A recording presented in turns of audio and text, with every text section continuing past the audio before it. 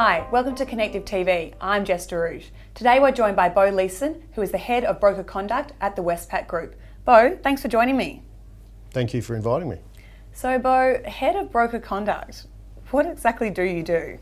It's a good question and one that I get a lot.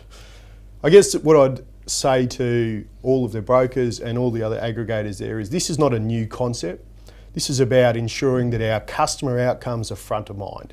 So when we're dealing with customers, when we're dealing with the lenders, we're all making sure that the customers are absolutely key to what we're doing. And the conduct part of what we're doing is making sure that everyone is aware that we've lifted the bar in terms of delivering pure customer outcomes. So brokers who are watching this, what does that actually mean for them? What's the so what for brokers? There are probably two parts to what we're really looking at. One is in terms of the monitoring and oversight of how we assess what's compliant. Previously, we've kind of done a checklist approach which said, yes, you've satisfied a number of elements. The second part would be in terms of the analytical capability that we have now that assesses what I would say is the green component of our books. What's absolutely the well-performing elements. They're probably the two things which are new in the conduct space. So what kind of conduct do you look for in brokers and how do you actually assess that? I imagine it'll be quite challenging. It is, and it's one of the reasons we've invested so heavily in terms of our analytical capability. There's lots of data that we have and lots of data that the brokers provide to the aggregators and the aggregators work with ourselves to produce. The idea is that we look for key triggers or high risk scenarios. Those scenarios essentially allow us to say when we see these particular elements combined with a certain trigger action, that's what we're going to look for. So for example, we look at construction loans, we might look at a home loan, we might look at an auto finance deal. In combination, they might allow us to see a high risk trigger. So Beaux, I completely agree with you. It's definitely not a new concept and your role and your team's role is just bringing it to the forefront of both the consumers and the brokers' minds. But I guess looking forward to 2017, we've got a lot of regulatory changes happening in the industry. What is your team doing and what key initiatives can we expect from you guys this year? That's a good question. I would say our team is continuing to respond to the regulatory change as the first thing. BRR, ABA, plus all of the 6-point plans and additional responsible lending elements that have come out by ASIC, certainly taking up a lot of our time.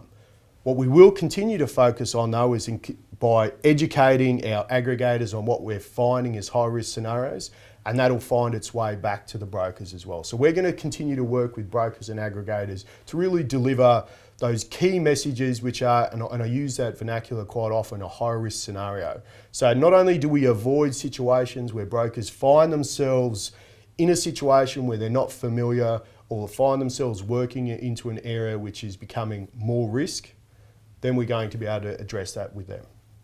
So in terms of brokers having access to your team, can they get in touch with you? How do they get in touch with you? Yep. How does it actually work?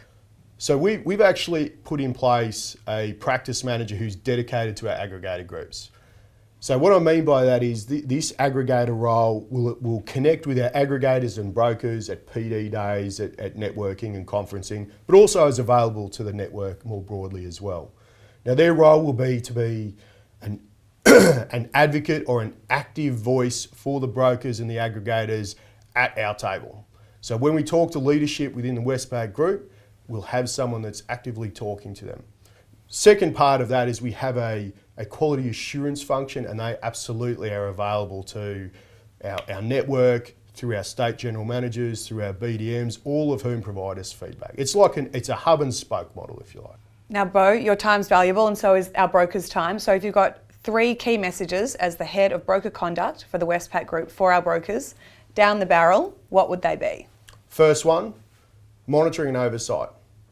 The bar has lifted. We would expect to see a greater level of diligence and process from each one of our brokers and aggregator groups. Secondly, is in terms of ensuring we know our customers really well. I know we all invest in it, but it's their customers which are important as well. And our third piece, if you know something and you want to contact us, please do so. Beaux, they're great points. Thank you. So Beaux Leeson, Head of Broker Conduct at the Westpac Group, thank you so much for your time, and thank you to everyone at Westpac, Bank SA, Bank of Melbourne and St George. We really appreciate your support. That was Connective TV. I'm Jess DeRouge. See you next time.